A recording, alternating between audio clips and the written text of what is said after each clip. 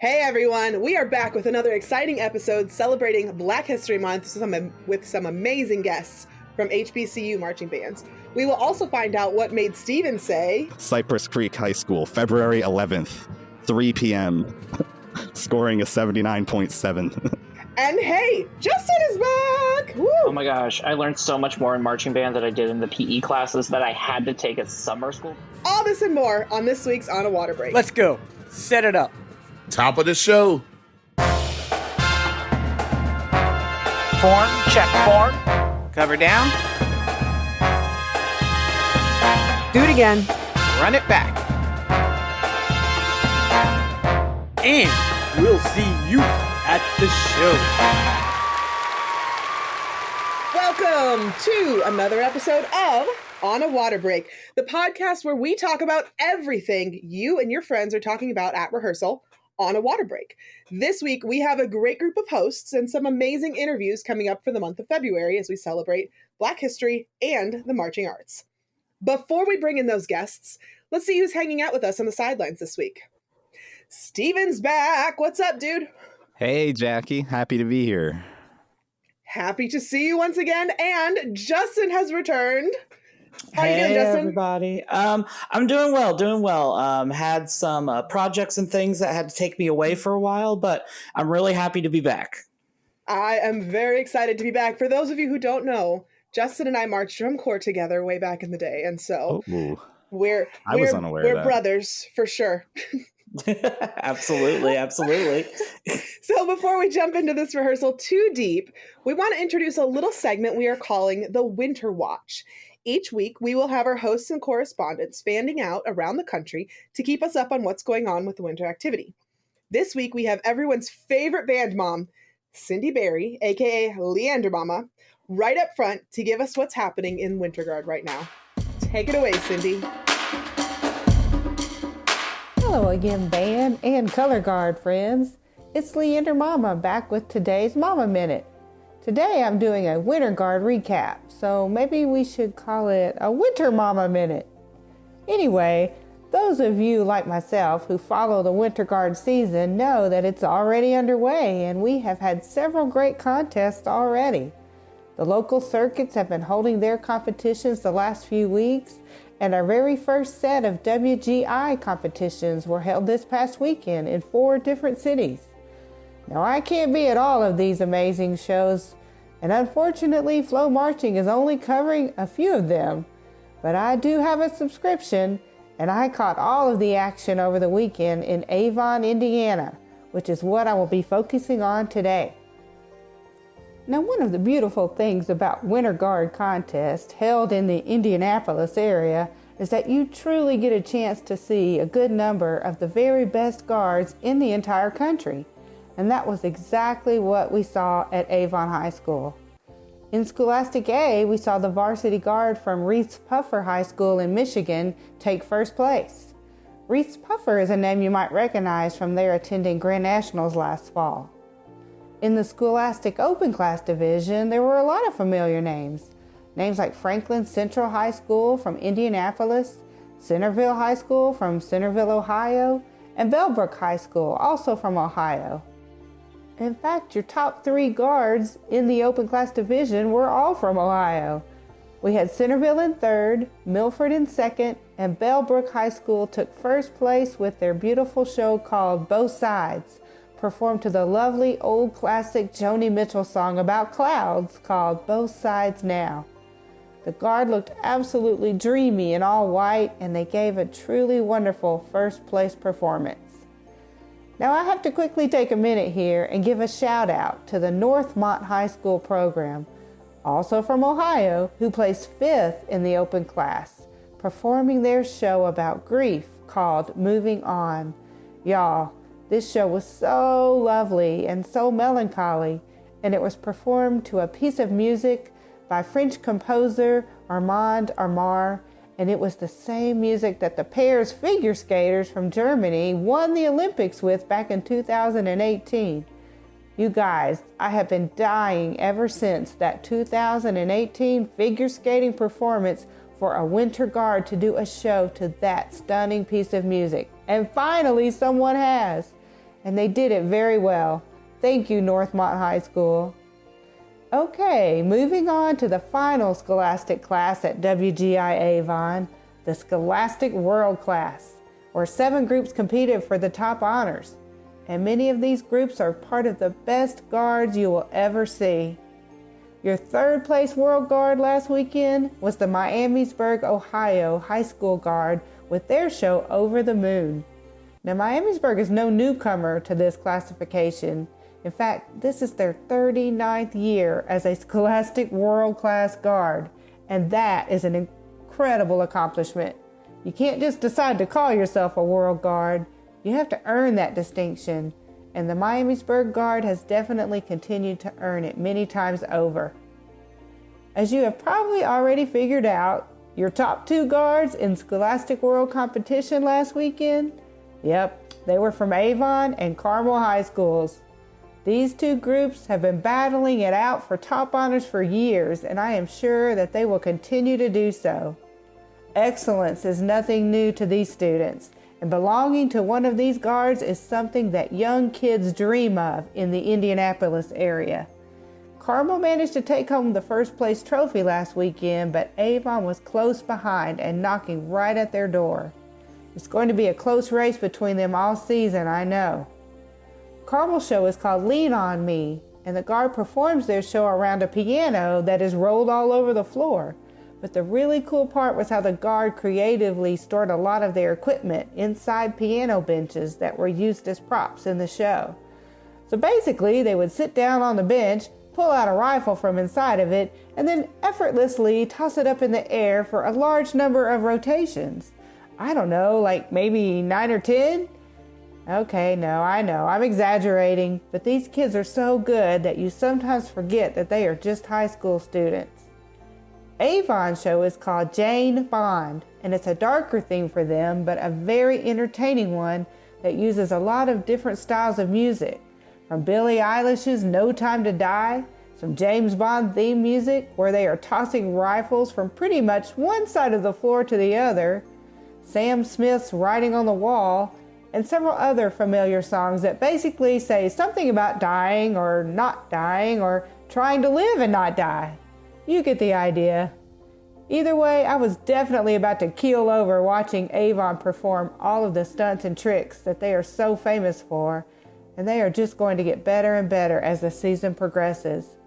Dare I say that they are going to kill it in Dayton at World Championships? Well, that's all I have for today's Winter Guard Minute. Even though there were lots of other guards and contests that I could talk about, we didn't even mention the independent guards like Onyx or Pride of Cincinnati, who were also there and did amazing things that there aren't even words for. Maybe I will have the opportunity to talk more about these ladies and gentlemen in another podcast. They certainly deserve it. Well, be sure and keep listening, my friends, because I will definitely have more to say as the season goes on. And you will find me live in Leander in a few weeks at WGI Austin, where we will get our first look at the new World Guard at Johnson High School and Texas's legendary World Guard from the Woodlands High School. Thanks for listening, y'all, and have a great week.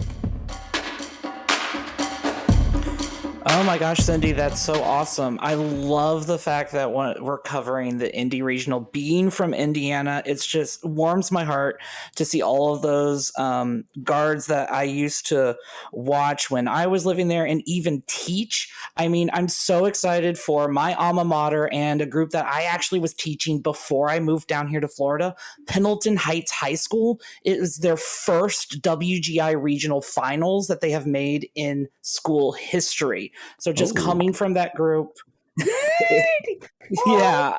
So just coming from that group and being able to see how much they've expanded and now they're an open class, like it just warms my heart. So I love the Indy Regional. It always brings out such great performances. Yeah, absolutely. And... Oh, go ahead, Steven. I was just going to say, she has such a great way of describing all these shows. I can't wait to hear what she has to say about the World Guards, too, the independent world groups. For sure. I just wanted to point out, anybody who has been watching our podcast, or if you haven't, maybe you want to go back and listen to this episode. We did an episode about being a parent in the marching arts, and Susie Harloff is from Avon, and she was a guest on that episode back, oh gosh, what was it, December maybe? I don't remember when. I don't remember. It's been a while since we recorded that one. Oh, I love Susie. Yeah, she's awesome. Me too. She's so sweet. The KC regional was also this weekend, and that's in my state. So I feel like I kind of need to give a little bit of a recap there, because National Avenue and Pride of Missouri State are both Missouri State teams, and they both topped out their classes in IA and IO. And you were talking about your alma mater. Mm-hmm. My alma mater, Ionic Winter Guard, was second place in IA class in the KC regional. Awesome. So I am pretty excited about them. They've been really like doing some awesome things there. When I was there, they actually like shut the Winter Guard program down. It was kind of like on the downhill at the time. And I did Winter Guard for 2 years while I was there. And then it was like their last 2 years. And then they like, one of the alumni from back then came back, and she restarted the Winter Guard, Christina, and oh my gosh, she's just been going so many awesome places with it. Oh, so that's so cool. That was really awesome to see that they did so well. Love it. So Steven, of course, you are doing our percussion deep dive. So what's going on over in percussion land? Oh, yeah. So percussion competitive season is just heating up, and that's got me really excited as I've been getting ready for this week's show. There haven't been any percussion regionals yet, so they got the videos under lock and key. And I don't know a lot about these shows yet, but I got some exciting info nonetheless. So here we go. In Southern California, Broken City scored an 86.2 and Chino Hills scored an 85.65 this last weekend. So both of those are the highest world class. Yeah, what? This is only like this. Wow. How many weekends have they been out so far? I think that was both of their first shows of the year. Wow.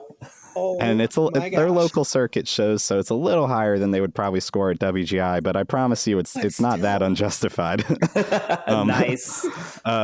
Both of those, like you were kind of getting at, they're the highest world-class scores I've seen so far this year.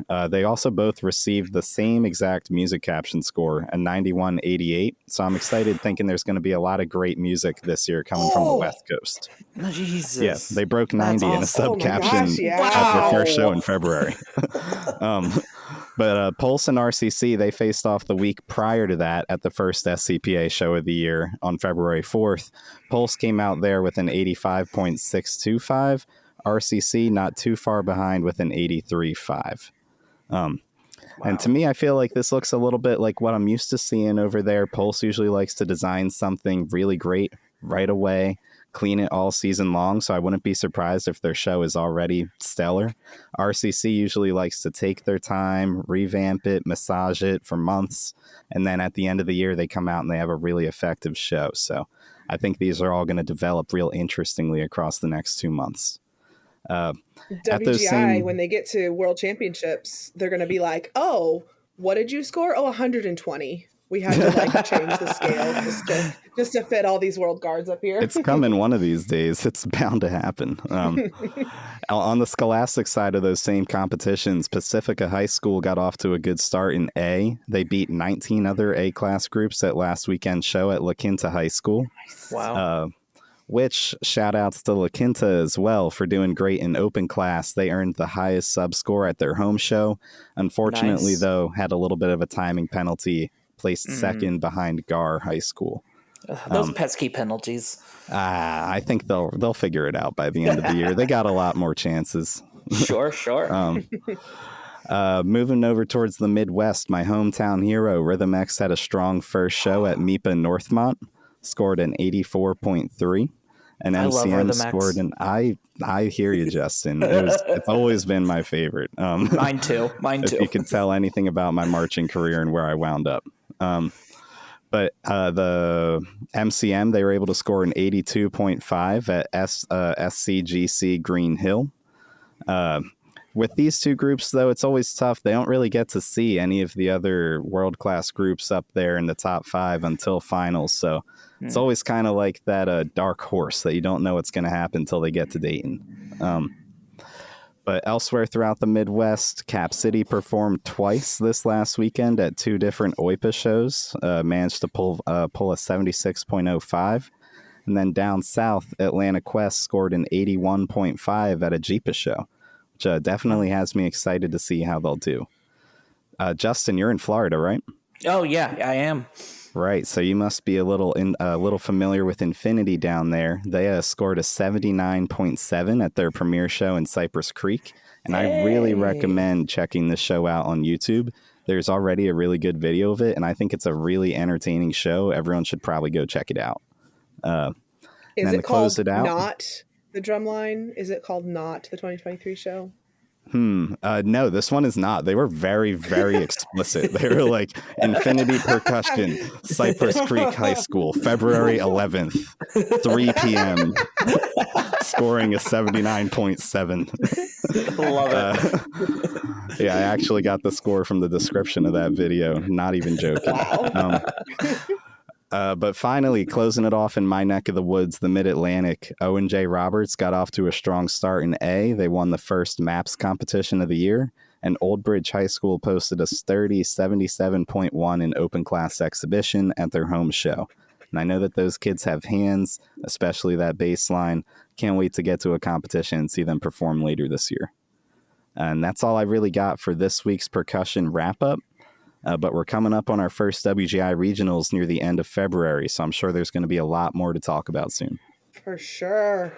Now, if you guys all don't know, our friend and fellow host Chris Rutt, he is married to a phenomenal woman.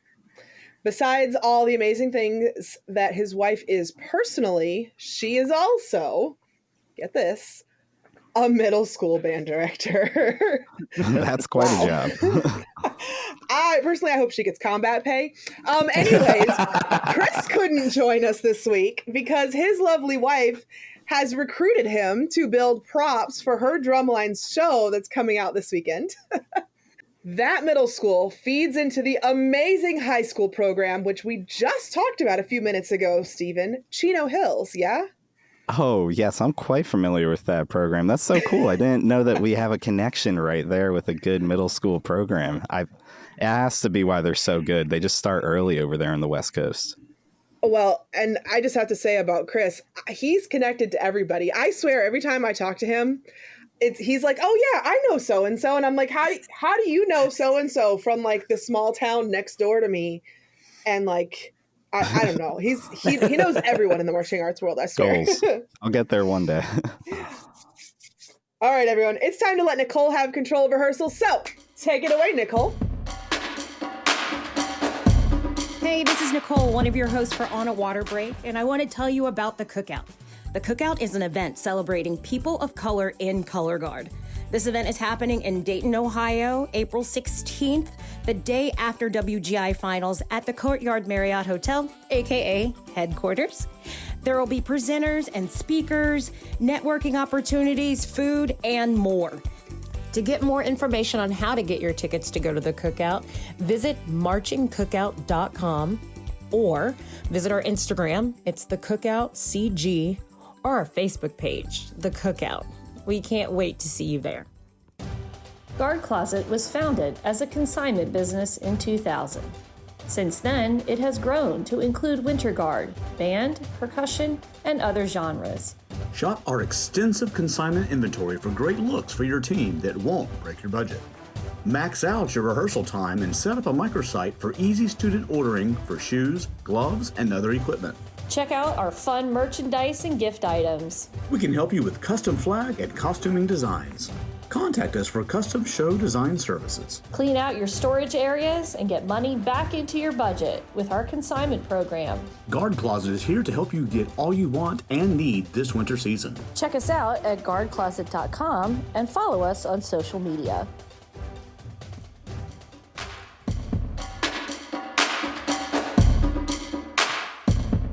Thanks, guys. As you know, February is Black History Month, And this month on A Water Break, we'll be talking with Black people in the marching arts community. We want to explore the history of the marching arts from all perspectives. And this is the perfect time to get a really great historical Black perspective on the activity that's often seen predominantly as white.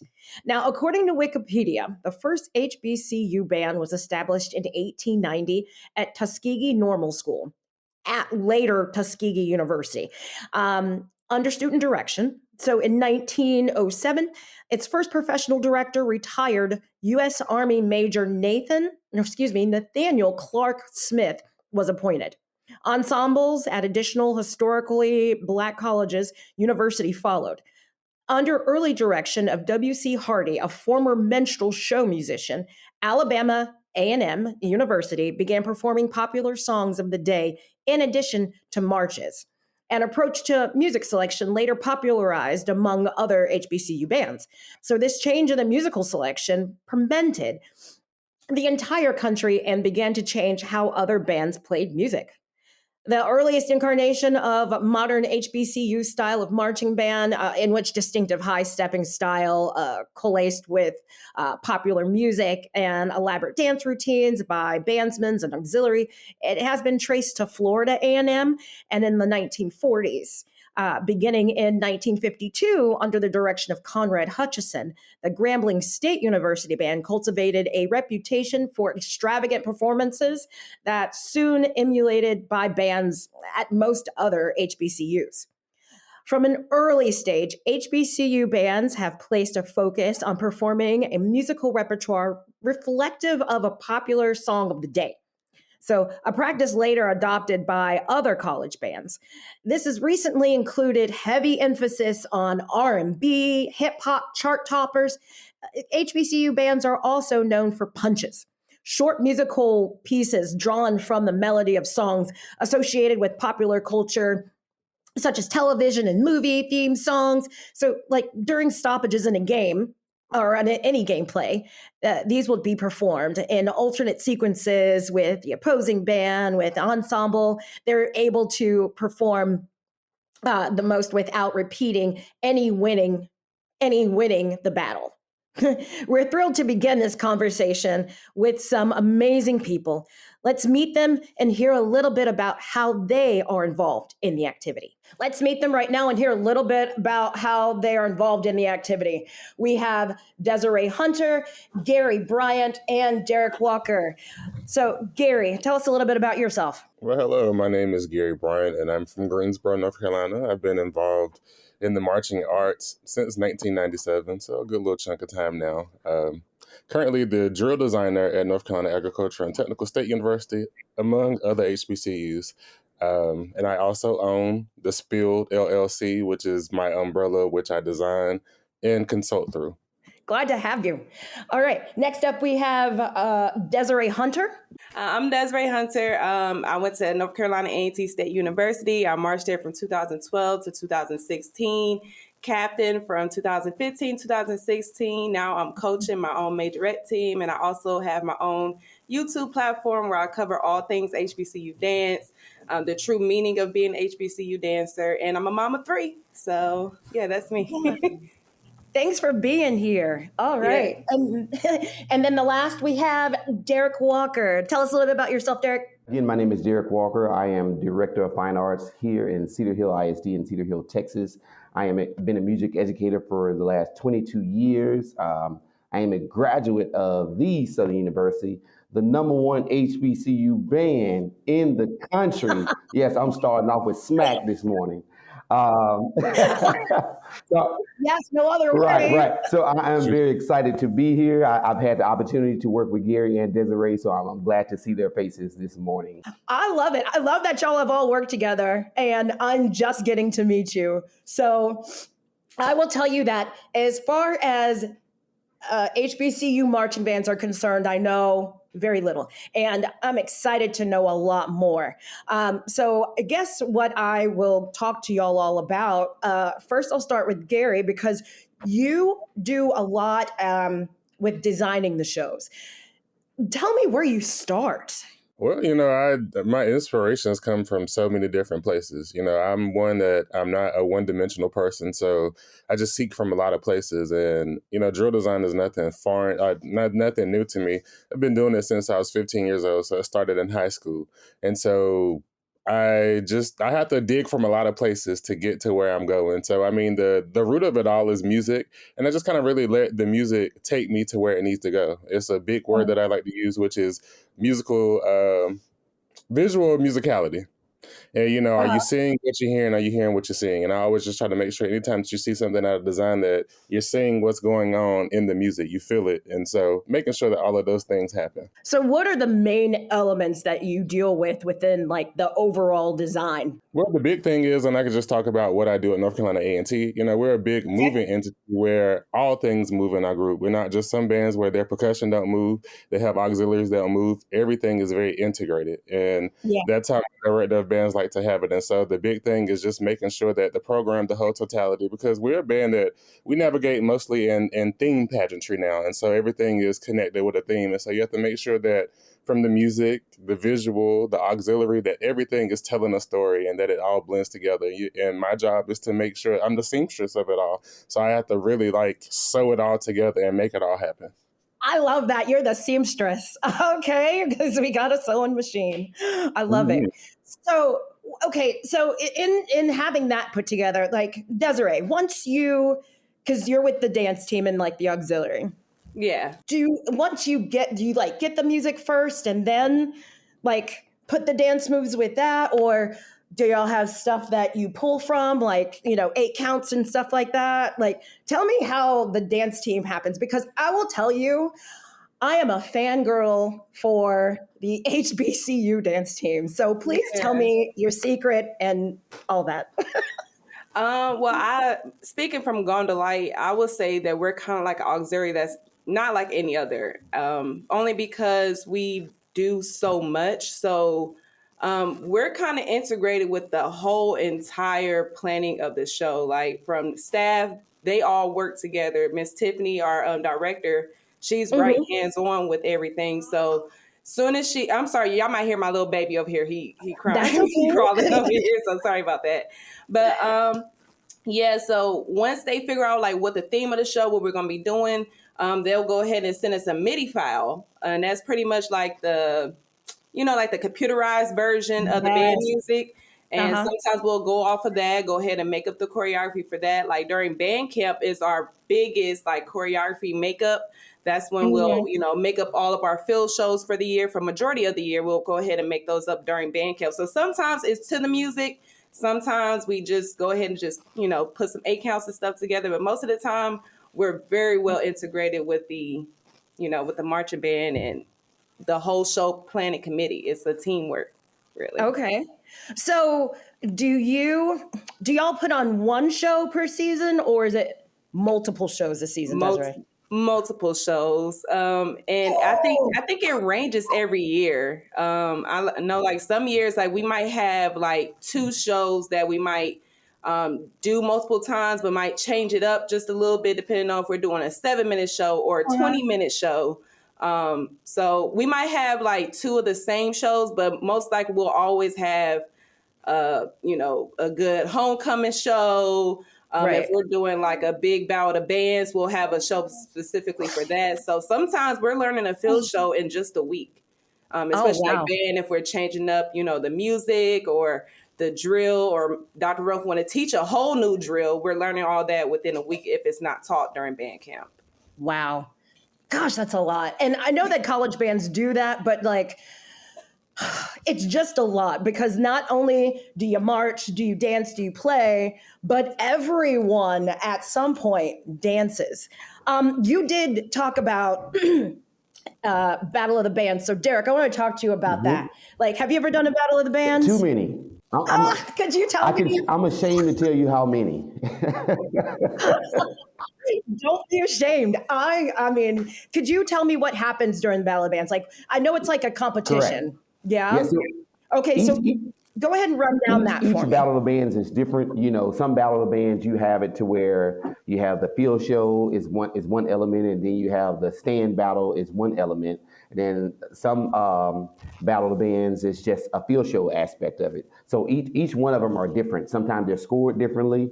So as a high school person, the biggest obstacle I have to overcome is make sure I'm getting the judge sheets ahead of time and say, okay, now what actually are they judging? Are they judging dance moves from the band, from the color guard, auxiliary, band placement? Are they judging stand tunes? So a lot goes on behind the scenes when you just see something, hey, there's a battle of bands coming up. So, okay, I have a question for you because you just talked about this and you said, oh, are they, judging how the marching band is, dancing or whatever. So it's not just judging how they're marching, like high step or whatever, like it's how in sync they are with any dance moves they have as well. All of that. It's everything, that goes into your visual and your general effect.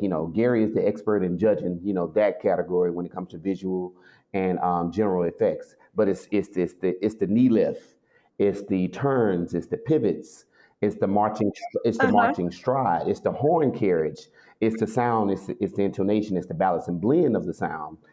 It's the articulation of the songs. Are your lines straight when you're doing the Tootsie Roll? Or we just out there doing it? All of that encompasses, and a lot of people they don't understand that because their favorite band who just broke it down for 5 minutes, their lines might have been crooked the 4 minutes before that. So when they lose the competition, everybody's like, "Oh, well, how did that happen?" I love that. So, okay, so you just talked about how there's stand battle and then there is on the field, yes. Right?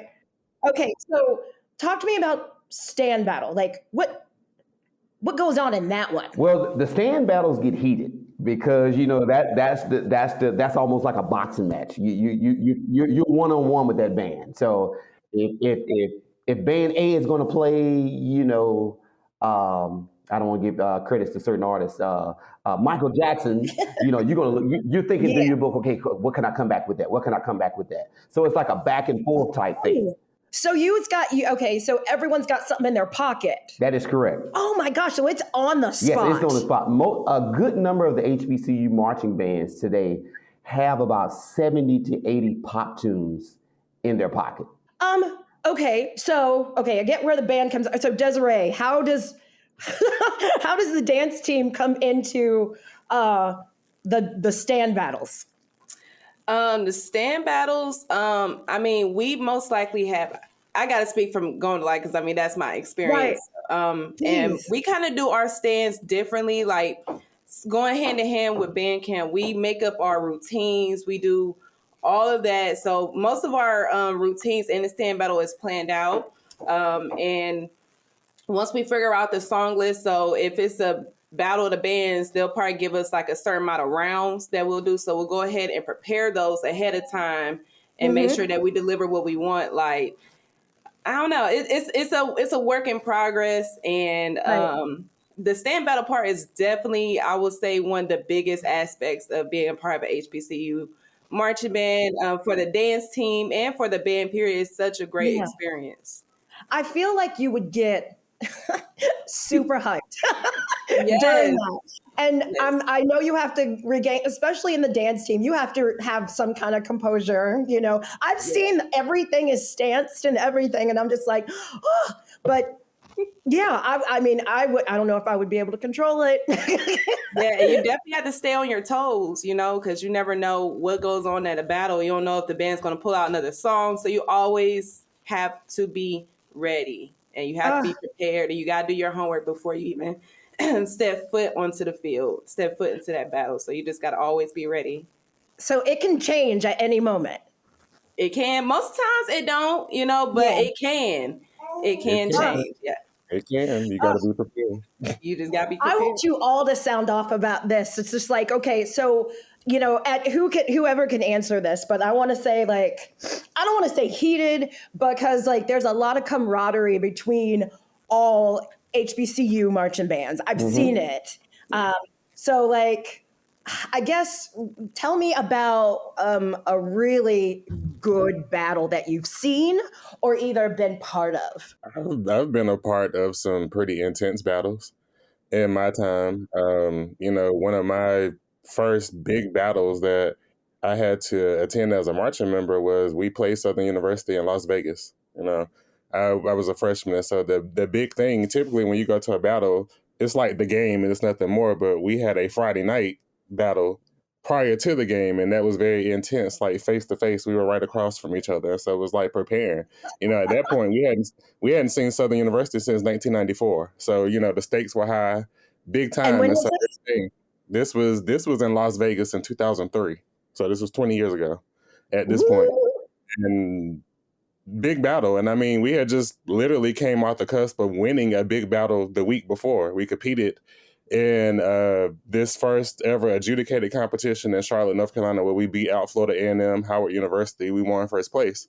And so the next week, we're getting on a plane and we're going to Vegas to next couple weeks, I'd say. We'd already had a game. So about 2-3 weeks down the line, we went to go play. So in this battle, it was very intense. I mean, it got pretty intense. They carried on into the next day, into the game. And it gets very intense because you're around fans. So why was it intense? The intensity of it all was the crowd. The crowd plays on a lot of things. When the crowd like, ooh, like this man played that. Like the crowd is what kind of makes it intense because it's the energy in the room. I would say it's the energy that you really kind of just, it's the energy of it all. Because when you're in a battle of that magnitude, it's the two bands and then it's all of the crowd around you, surrounding like everything on the floor beside you. So you just submerged in the crowd and it's the bands and it gets intense. So like both Derrick and Desiree said, when a song is called out and then one comes out, you got to come out with your next best thing. And even sometimes Desiree can attest to as a dancer, what might have worked as a captain, what it would have worked for a move, you might have to say, okay, we got to ditch that routine that we did and come follow me. Like it gets that intense. Like you got to pull out your best. So that's the best way that I can describe it. Oh gosh. So Desiree, tell us about a moment that happened when you were like, nope, that's not going to work. I would say I would say it like this. I'm a true band head. And one thing that I always wanted to experience in marching band, which I didn't really get a chance to experience in college, was a band brawl. It happened before I was in marching band. It happened once I left. So I really didn't get a chance to get that like band brawl battle. But it's been games where one I can remember, I think my first year as captain, the Aggie Eagle Classic is something that's huge to us because that's one of our rival schools. So we always, have a classic game against them. And I remember the band was at I think we play in fifth quarter, and fifth quarter can go on, for some time, depending on how long each band goes back and forth with each other. And I remember we were coming on our last song and Central decides to walk out the stand. So I don't know what I did. It was like a moment where I just like waved to the other team, telling them bye. The whole team was like, my team was like really, really hyped behind me. They're like, should we do that too? But they knew what to do. They knew when to follow suit. So those moments, it can be intense. Those things can be sporadic as a captain. It's been many a times like that, but that's one in particular that I can remember that things got out of pocket. Right, I'm sure. Okay, so we have to back up a little bit because you just taught me something. What is a band brawl? A band brawl is kind of, it's like a battle of bands, but like, I know from my experience, like A&T and Norfolk will have like a gym battle.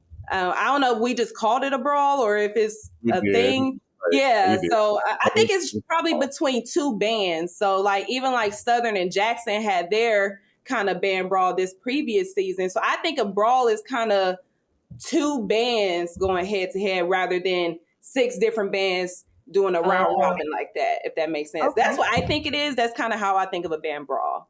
How long does that go on for? It depends. Kick everybody out. Until they kick everybody out. To go home. Yes, I think Southern and Jackson's battle went on for at least an hour and a half. Like it was a very, very long, intense battle. And the bands, they probably did almost 10 rounds back to back. So that's 10 songs a piece, for each band. So it can get pretty lengthy. That is a lot of dancing, y'all. Yes. Okay, so it's safe to say that you have to have swagger Yes. behind those uniforms. Tell me a little bit about that. Like, I'm sure when, kids are coming in to march, y'all marched, you had to learn, yes, you have to learn how to play your horn. Yes, you have to learn how to, I guess, do other things. And then are like, okay, let me teach you swagger. How does that conversation happen? Tell me. It don't. That's not a conversation that happens. That's something that you don't have that conversation. It's kind of like the unspoken thing. When you put that uniform on, it's game time. Like we prepare so hard during the week that you don't really have to have that conversation. It's more so of that feeling when you put that uniform on, and now I'm 3 sets of uniforms behind of where our band is now that I marched in. And when I put on a uniform, I put on a uniform that was made in 1985. So the feeling to put on that raggedy uniform, it was like this big feeling in the world, because I knew, like, I looked at that uniform and I was like, okay, now it's time to put it on. And you just know when you put that uniform on, it's game time. At that point, there's nothing else. You got to be focused and you got to be zoned in. It's not a lot of talking. Right on. It's like Frozone. Where's my super suit? All right. So I'm going to go around. Derrick, I'll start with you. What is your most memorable moment of being at your HBCU marching band? And then tell me the name of the marching band you were in. Okay. Again. My most memorable moment will be marching for President Clinton's inaugural parade, Southern University. I think that was, might have been the spring of 1997 when he got inaugurated, President Clinton. So, marching, and it was very, very, coming from Baton Rouge, Louisiana, and flying up to Washington, D.C., I personally was not ready for the cold and the wind. And I'm just like, why did I sign up for this? But as we got closer to the parade, as we got closer to the president, that pride starts coming in, and I'm just like, man, we've been marching like 3 miles. When is this going to end? But man, when you get close, it's just, you get that second wind and that energy, and it's just boom. And that's something, I always tell my students about. I'll never forget that moment. That's amazing. Oh, Gary, tell me about your most memorable moment. I spoke on it before, but I'll speak on it again. Most memorable moment that I could say during my time, and me and Desiree actually kind of share a moment. Anytime my band is put in an adjudicated setting, we always win. And it's because of the makeup of our band. So in 2003, we won Defeat the Beat, which was a big competition, but it was so big because at the time it was my director of bands, Kenneth Ruff. It was his first year as director of bands. It was our very first performance. And we went out and we won. We had to come prepare very extra hard in July to go out in August when most people are starting band camp to compete. And we did a 16-minute show and we won. So that to me would be, I would say would be my most memorable moment. And again, it's the Blue and Gold Marching Machine from North Carolina Agricultural and Technical State University. Yes. Okay. All right, Desiree, tell me about yours, girl. I have so many, and I'm so thankful for all the memories that I do have, like going to Mardi Gras and stuff like that. But my most memorable moments is at the Georgia Dome, Honda Battle Bands. I went 4 times out of the 5 times we were invited to the Honda Battle Band. So I have a lot of memories there. My favorite moment was 2014 Battle Bands when we did the night show. I mean, the feeling, because we worked so hard. We came back from Christmas break early to start preparing for Honda. So it was just a lot of hard work. We had a big pinwheel at the end of the show, and just the feeling of coming off of it. I mean, everybody was crying, bawling, and I was just really proud of the whole entire program because the hard work that we put in is just, it's just amazing what the ending product is. So that's one of my favorite moments, Honda. Oh, gosh.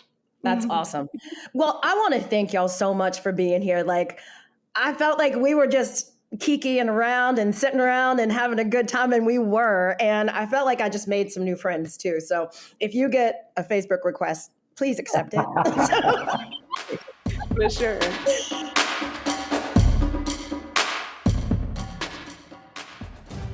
Guard Closet was founded as a consignment business in 2000. Since then, it has grown to include winter guard, band, percussion, and other genres. Shop our extensive consignment inventory for great looks for your team that won't break your budget. Max out your rehearsal time and set up a microsite for easy student ordering for shoes, gloves, and other equipment. Check out our fun merchandise and gift items. We can help you with custom flag and costuming designs. Contact us for custom show design services. Clean out your storage areas and get money back into your budget with our consignment program. Guard Closet is here to help you get all you want and need this winter season. Check us out at guardcloset.com and follow us on social media. Hey, this is Nicole, one of your hosts for On a Water Break, and I want to tell you about the Cookout. The Cookout is an event celebrating people of color in color guard. This event is happening in Dayton, Ohio, April 16th, the day after WGI Finals at the Courtyard Marriott Hotel, aka headquarters. There will be presenters and speakers, networking opportunities, food, and more. To get more information on how to get your tickets to go to the Cookout, visit marchingcookout.com or visit our Instagram, it's the Cookout CG, or our Facebook page, The Cookout. We can't wait to see you there.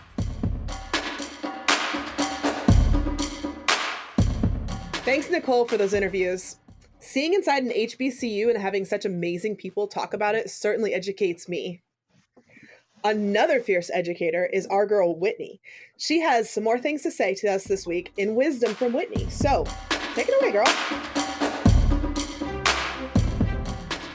Hello, everyone, and welcome to this week's Wisdom with Whitney. How are you feeling today?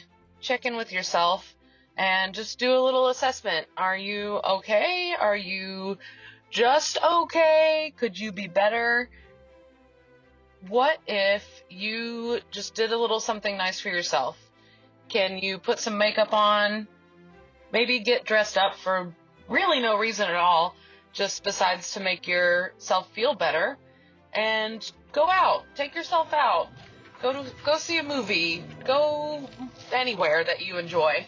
And try to just enjoy being you and being alive and feeling good and looking good. I think self-care is really important, and it's very important in these really busy times of January and February.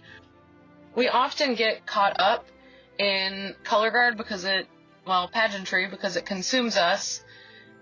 But don't forget about yourself. Make sure you take care of yourself, and you can't really help anybody else if you can't help yourself. It's like the RuPaul quote, if you can't love yourself, how the heck are you going to love anybody else? Same thing here. So take care of yourself. Don't forget about you. You are always most important. I hope everybody has a fabulous weekend, whether you're at rehearsal or at a competition. Good luck, good show, and just be present and don't forget about you. Thanks, Whitney. We can totally relate to how you feel. All right, everyone, it's Gush and Go time. The time in our show where our hosts and guests get to gush and go on about anything they want having to do with the marching arts. Up first, let's go ahead and let one of our guests have the microphone. Gary Bryant, take it away, Gary. Hello again, my name is Gary Bryant, owner and creative director of The Spill LLC. And my gush and go is I want to charge the next people to be creative. Be creative. Don't hold on to that idea and think that it's a dumb idea. We need more creatives in the world, more visual designers, in this realm. So don't be afraid to push, grow, create, and stimulate. The biggest thing is stagnation of what we see, and I like to see new and fresh ideas. So I just charge people to keep pushing those bounds of creativity. Don't limit yourself. Okay, who's next? In honor of you being back this week, Justin, you take it away. Oh gosh. All right. So gush and go. I've got just so much going on that I haven't really been able to delve deep into what's going on out there. But I mean, all I've got really to say is I am actually in the works of this really big project that we are trying to bring into the Orlando, Florida area. I wish I could give you more details. All I can say is that it is guard related, and it is going to be pretty epic if we're able to get everything pulled together. It's too early to give any more details than that, but if you're a performer in the Orlando area and you're listening, be on the lookout because we're going to be looking for lots of you. Ooh. That's going to be awesome. Steven, what do you got? I tried judging my first competition this last weekend with TIA as a trial judge, and I'm just way more impressed by judges now than I ever was before. Much more difficult than I ever imagined it would be. I remember those feelings. Yeah, it's there's a lot to it. I was super impressed with my judge mentor Blake Berge at whatever they call it at the end. I'm drawing a blank when you talk to the the rest of the bands and the people that run them. He had just so much information, and I would have drawn a complete blank there as well, just like I did moments ago. But I can't wait to get in there, do it again, maybe sometime next month. That's been a fun time for me. It gets easier. Nice. It gets easier. It does. I hope it does. I need to gush and go about my local circuit this week because for those of you who follow the Spintronics social media, you probably know we are not fielding a competition team this year currently. And we're doing a lot of local performances and local stuff and kind of working on building up our programs here. And, but of course the circuit still goes on and has all of their competitions, and they have, like, just this week, for some reason, a whole bunch of people have been messaging me and telling me how much they all miss seeing us at the competitions. And so that kind of has warmed my heart.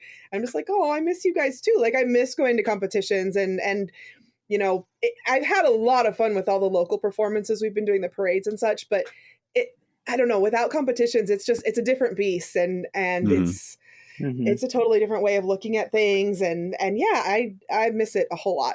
So not gonna lie, Jackie, I missed my yearly trip to come see you. It's been kind of hard. I missed you too so much. I was like, wait a minute, we're not competing this year. We're not going to get to see Justin.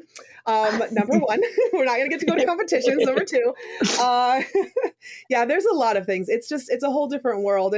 But I think that what we're doing now is going to be strengthening our program for the future, especially since I'm kind of taking a little bit of a step back and not doing as much of the directing, of the actual, like, hands-on directing and instructing, since, you know, I have a baby. But you have a what? A baby? What? I know, right? Who knew? Because I never talk about him on this podcast ever. Never. Oh man. Okay. That's it for me. Well, thank you, Jack. Yeah, I hope you guys can get back out there soon. For those of you who are playing along at home, the magic word from my gush and go was critique. Clearly was not on my bingo card. I had no idea what you were talking about. I was like, okay, were we having a clinic or what? Whatever you say, Stephen. Yeah. They run competitions differently up in the Northeast. We'll see. Yeah. We'll see how good a judge I make. I can't even remember that it's called critique. But last week, we added a new segment from our friends at the Marching Pageantry Arts Museum. Each week, they're going to give us a little bit of history so we can know what came before us. They're working on a much larger series that's going to be coming in April to On a Water Break, so you're going to want to stay tuned for that. But now it's time to take a little march through history, so take it away, Bill. Hey everybody, this is Bill Ives from the Marching Pageantry Arts Museum in Upper Darby, Pennsylvania, with this week's fascinating snippet of the marching pageantry history. Did you know that in 1964, the Criterion's Junior Corps of Newburgh, New York, were practicing in Springfield, Massachusetts for the Northeastern Circuit Championship? Red Barnum, the horn instructor, was leading the corps that day. Unbeknownst to us at the time, there were brass judges watching our practice. That night, after the performance, in reviewing the GE brass score sheets, we noticed a comment on how much better the horn line was from the different evening drum major. The funny part of this was that our normal drum major, George Garrison, is deaf. And George was doing his thing, and the corps was doing their thing. He felt the vibrations and watched the corps. The corps pretty much knew what to do. Strange as it seems, it all worked. Stay tuned to future podcast episodes for more fascinating snippets from the colorful history of this wonderful activity we call the marching arts. To learn more about the Marching Pageantry Arts Museum, go to marchingpageantryartsmuseum.org and follow us on social media.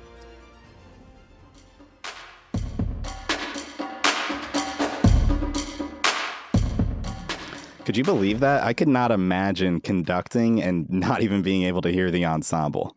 I don't even really understand how you do it, to be honest.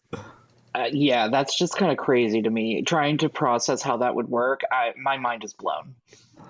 Yeah, you got to have some good eyes or something. I don't even know what you're watching for back there. Right. But now we've learned about the past. It's time to move on to the present with some news. So I've got our first story for this week. Unfortunately, it's a bit of a sad one. Elizabeth Forward High School outside of Pittsburgh in Pennsylvania had an extensive fire in the music area or auditorium of their high school on Sunday, February 12th. Many of the other schools are stepping in to help, though. They've raised money for them. They also have a Disney trip planned very soon. Oh. Our best wishes go out to Elizabeth Forward High School. Anyone who's listening, I believe there's a GoFundMe or something of the like of it out there as well that we could try to pay forward and help get them back on their feet. It's at least good to see that they have some support from the community, but always a sad story to see when these sort of kind of tragedies just go down at the high school programs. Well, especially right before something as big as a Disney trip. Like that Disney trip, you only get to go on it like once every 4 years or something like that. You can't go. It's not like something you can do constantly over and over. And like, it's like, okay, it's our year for our Disney trip to happen. So we're going to like work our tails off to get all this money raised. And for that tragedy to just happen right before that is, heartbreaking.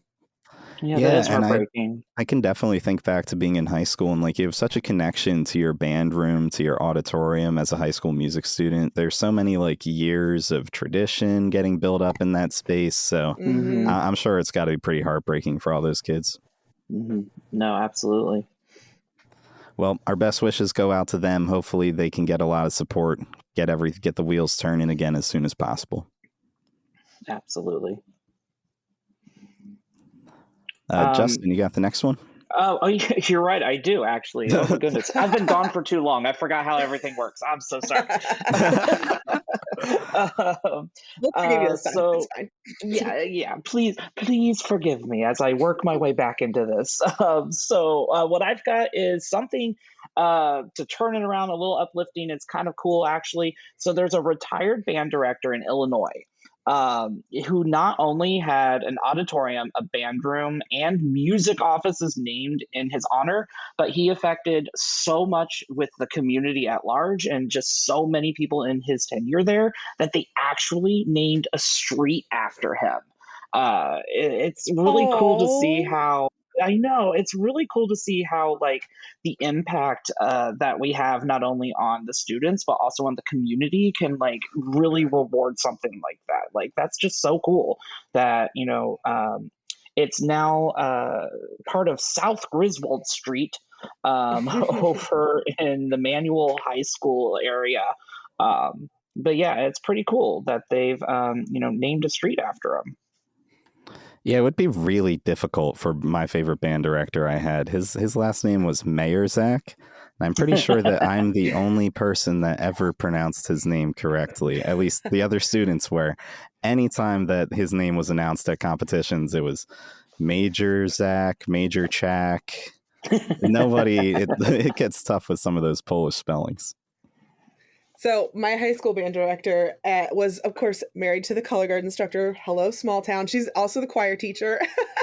And they're the ones who got me like into DCI and really gave me a good head start with all this stuff because they were just so excited about it. Their names were Fudge. Mr. and Mrs. Fudge. So that would be a really fun one, I think. I love it. Great. Well, I have some more news to share with you guys. The cadets of Bergen County from Allentown, Pennsylvania, are moving across the state now to Erie, Pennsylvania, going all the way west. So we'll have no groups actually from Allentown for the DCI Regional anymore. But I mean, hey, I'm with the change. I've heard that they used to do some spring training up there in Erie. They would do a couple weeks at the college up there. I bet they're really like locking down their home base. And I feel like that kind of a Midwest community up there, smaller town, they might be really excited to bring a group like the cadets in and have them set up their home base there year round. So going to be a new town, the cadets of Erie, Pennsylvania, moving forward. No, that's awesome. I mean, Are they I'm still feeling doing a East little at old, Allentown? but I'd yeah. imagine they'll still do East at Allentown, East because at I Allentown. believe they did East in Allentown before the cadets set their home base up there. Oh, okay. I didn't know if they were hosts or what. It's been a long time since I've been there. It hasn't been that long, Jackie. Stop it. Let's not talk about how long it's been, actually, now that I think about it. Yeah. And there's no other real good stadiums up in that area regardless. I feel like J. Bernie Crum is kind of like a traditional spot. I would be surprised if they ever moved from there. But maybe we'll have a home show up in Erie, PA now. Do it Cadets on the Lake or something like that. Nice. Well, I need to talk about something. I'm not here to talk about politics, but I do need to talk a little bit about a Senate bill in Iowa that is being proposed that would give PE credit for marching arts activities and show choir. That's a step in the right direction. Yeah. Absolutely. Oh my gosh. So the Iowa Senate Education Committee is proposing this, and it's already a thing there for certain sports. It's like if you're involved in certain sports activities, they will excuse you from having to get a PE credit. Now you have to you have to do the equivalent number of hours and stuff like that. There's a lot of like paperwork and red tape behind it, but bringing the marching arts into this, color guard, marching band, like you can get your PE credit. And if you just love marching band, you get involved like in middle school if you're at Chino Hills, or your freshman year, whatever, and you just do marching band every year, you're going to have your PE credit without actually having to take a PE course. So okay, Iowa, I see you. Yeah, I see cool. you. All right. That'll probably incentivize kids to join marching band and things like that too. So I'm in love with that idea. Absolutely. Well, and how much like stuff like thinking about what physical education actually is, how much of that did you learn in your physical education class versus how much did you learn from being in marching band? You know what I mean? Oh my gosh, I learned so much more in marching band than I did in the PE classes that I had to take as summer school classes because I couldn't fit them along with all my band classes during the regular year. Yep. Summer school PE sounds dreadful. I couldn't imagine it with the heat. I actually liked it better because we went to the pool every day and we played tennis. So you're lucky. No, I was in the heat having to run around the track or the cross country field. And then as soon as it was done, I had 30 minutes and then it was marching band practice. So but hashtag not bitter. Whatever you say, Justin. All right, everyone. Thanks for a great rehearsal this week. Thank you to our hosts, Stephen, Justin, Nicole, Cindy, Whitney, and Chris. Thank you so much to Gary Bryant, Derrick Walker, and Desiree Hunter for giving us a deep dive into HBCU marching bands. Go subscribe, write us a review, and share this podcast with a friend. And we'll see you at the next rehearsal on a water break.